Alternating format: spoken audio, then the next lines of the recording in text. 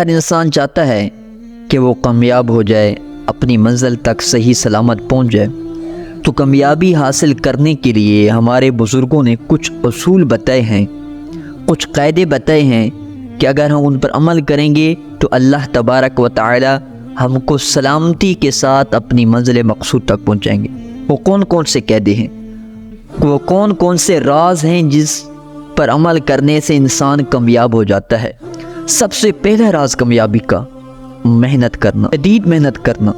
کمر توڑ دینے والی محنت کرنا،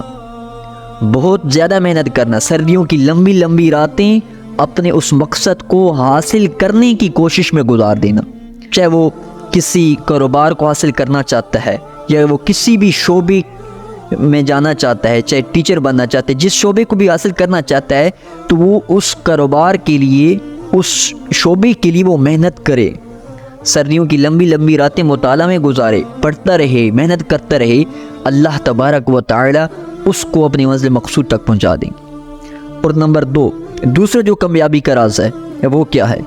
اپنے مقصد کا انتخاب کرنے کی صلاحیت رکھنا، اپنے مقاصد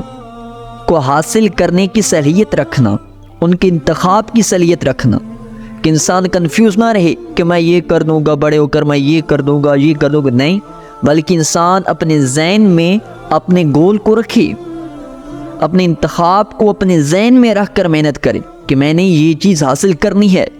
پھر اپنے مقصد کو اپنی آنکھوں کے سامنے رکھ کر، اپنے ذہن میں اپنے مقصد کو رکھ کر اس کے مطابق بندہ محنت کرے۔ یہ نہیں کہ بندہ سوچتا رہے کہ میں یہ کر دوں گا، یہ کر دوں گا، ایسا نہیں، بلکہ ایک ہی گول اپنے ذہن میں رکھے، ایک ہی انتخاب اپنے ذہن میں رکھے، پھر اس کے مطابق انسان محنت کرے۔ نمبر 3، مستقل مزاجی، کہ اپنے مقصد کو حاصل کرنے کے لیے اگر وہ محنت کر رہا ہے نا تو پھر مستقل مزاجی سے کرے۔ اگر وہ ٹیچر بننا چاہتا ہے، استاد بننا چاہتا ہے، وہ مطالعہ ہر روز کرے، مستقل مزاجی سے کرے۔ ایسے نہیں کہ ایک دن وہ مطالعہ کرے پھر چھوڑ دے،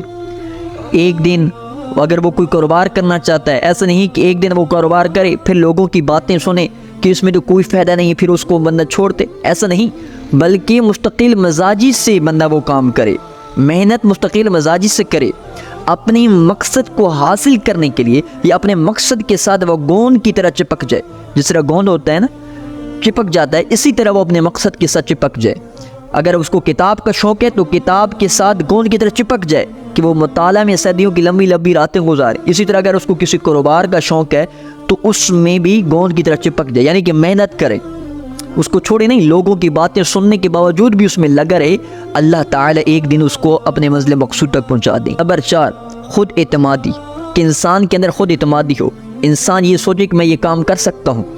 لوگوں کی باتیں نہ سنیں، لوگ یہ کہ نہیں تو ایسا نہیں کر سکتا، تو یہ کام نہیں کرے گا، تجھے نقصان ہوگا، نہیں، بلکہ انسان کے اپنے اندر یہ اعتماد ہونا چاہیے کہ میں اس مقصد کو حاصل کروں گا، ایک دن اللہ تبارک و تعالی مجھ کو یہ منزل ضرور عطا کریں گے۔ انسان اپنے اندر مضبوطی سے اس بات کو اپنے اندر ٹھان لے کہ میں نے اس بات کو حاصل کرنا ہے، بس اپنے اندر خود اعتمادی پیدا کرے کہ میں یہ کام کر سکتا ہوں، تو اللہ تعالیٰ اس کی اس خود اعتمادی کی وجہ سے ایک دن اس کو اپنی منزل مقصود تک پہنچا دیں گے۔ مثبت سوچ، مثبت رویہ، اچھی سوچ ہو، اچھا رویہ ہو، لوگوں کے ساتھ اچھے رویے کے ساتھ رہے، بری سوچ نہ رکھے، منفی سوچ نہ رکھے،